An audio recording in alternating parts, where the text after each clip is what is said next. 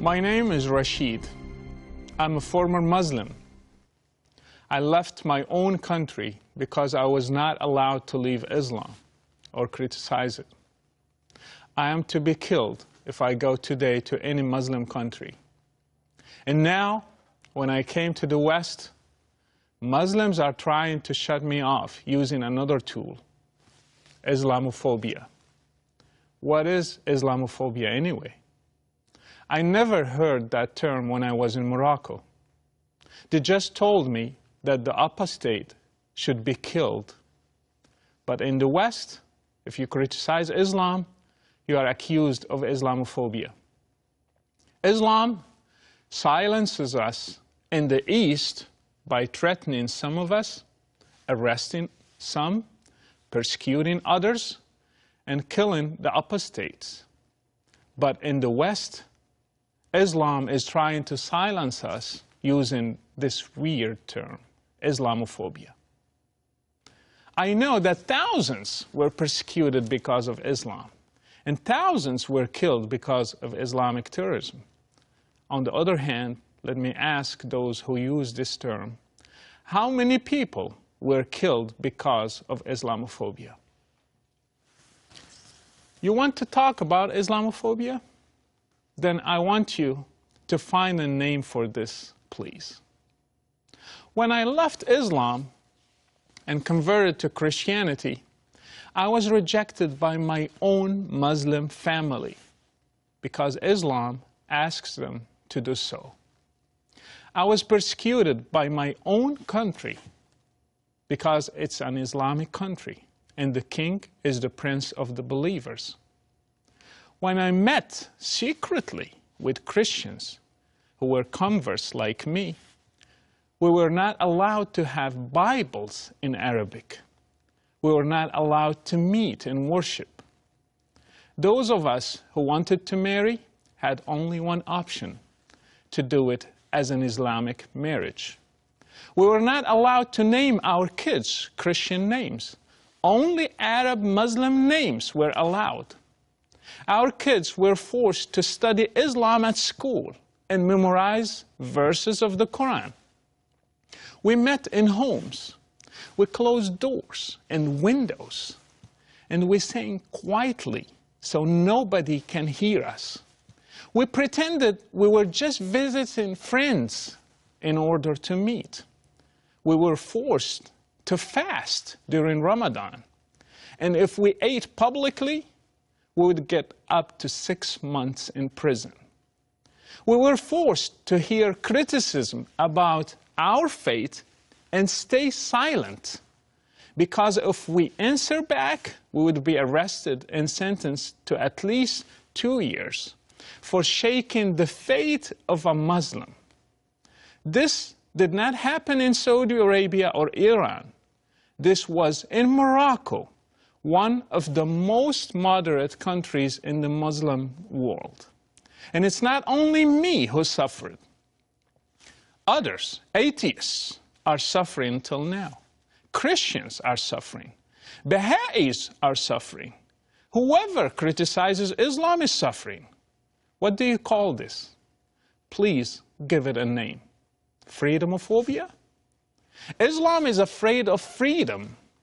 Freedom never killed anybody. People have the right to be afraid of Islam. This is not a phobia.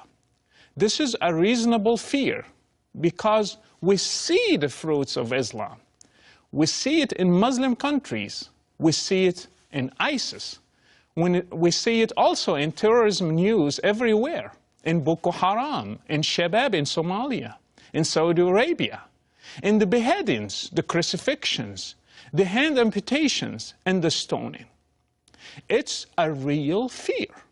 Therefore, we will criticize Islam, and Muslims should live with that. Islam is not a race. I can criticize it without being afraid to be called a racist. Islam is a set of doctrines. I have the right to criticize it like any other doctrine. It's a set of ideas. People can denounce them, can criticize them, and can even hate them without being harassed or accused of hatred. Is it a hate speech if I hated an ideology? Islam is an ideology. Islam gives itself the right to criticize other religions, especially Christianity and Judaism. It should accept criticism from others as well. Muslims, for example, accuse Christians of changing their Bible and call them polytheists because they worship Jesus. So they should accept criticism toward their religion as well. Freedom goes both ways. It's not only good when it serves you. Muslims are people. Islam is an ideology. Criticizing and hating Islam does not mean hating Muslims. My parents are Muslims. Many of my family members are Muslims. I love them and respect them. But still, I criticize Islam without confusing the two. We should differentiate between them. My family members are not forced to be Muslims. Neither any Muslim. They can denounce it. It's not their race or their DNA. It's their choice. If there is a phobia, it exists in Muslim countries, which are afraid of freedom, afraid of a bunch of Christians meeting in a house to pray, afraid of people eating publicly in Ramadan, afraid of a woman uncovering her hair. Those who keep preaching to us about Islamophobia should preach it to Saudi Arabia, who is afraid of a woman driving her car and afraid of a blogger who was blogging about freedom. Terrorism committed by those Muslim jihadists is obviously linked to Islam. We should not be afraid to say it. Nobody should be afraid of criticizing Islam loudly. We should not let anybody silence us or intimidate us using labels like Islamophobia or any other labels. Stand for your freedom and for your rights.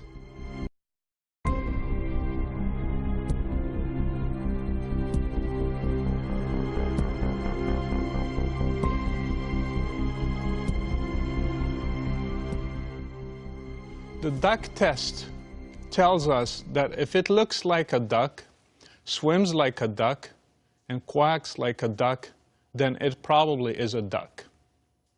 Based on this test, I can say that any murder, if it looks like it was carried out by a devout Muslim in the name of Islam to achieve religious goals like going to paradise, justified by religious texts from Islam, then it is Islamic terrorism. This is pure, simple reasoning. But when it comes to Islamic terrorism, it seems that most Western politicians throw simple logic out the window. Political correctness is going to destroy the West. San Bernardino shooting was done by two devout Muslims to serve Islam by killing the infidels, to be rewarded by the eternal Islamic paradise with virgins and rivers of wine. And it happened in a Christian celebration, Christmas, a symbol of infidels. It is a duck, an Islamic duck. Everybody gets it except President Obama. Some liberal media is still looking for motives when it's very obvious that the motives are religious. They do not want to call it Islamic because they do not want to hurt the feelings of Muslims. Very sensitive. Should we call it Buddhist terrorism instead? The lawyers of Farouk Sayyid's family said that when anybody kills, people do not mention his religion. But when a Muslim kills, they call it Islamic terrorism. It's unfair for them. Well, let me explain it to you. When others kill, let's say a Christian, for example, he's not a devout Christian. He's just a Christian by name, by birth. He does not quote the Bible to justify his killing. He's not doing it to be rewarded with some kind of religious eternal rewards. And he cannot find examples in the life of Jesus the founder of Christianity, that supports his actions. On the contrary, when those Muslim terrorists commit acts of terrorism, first of all, they are devout Muslims, doing it for the sake of their religion. They are driven by religious motives, citing religious texts, justifying their acts by precedent examples of the founder of Islam, Muhammad, and his companions. Do you get it? The terrorist attacks in Paris were orchestrated by a devout Muslim, French of Moroccan descent. The San Bernardino shooting was done by devout Muslims, one of them American of Pakistani descent. The only common thing between these guys is Islam. It should be then called Islamic terrorism, period. I'm sick of political correctness.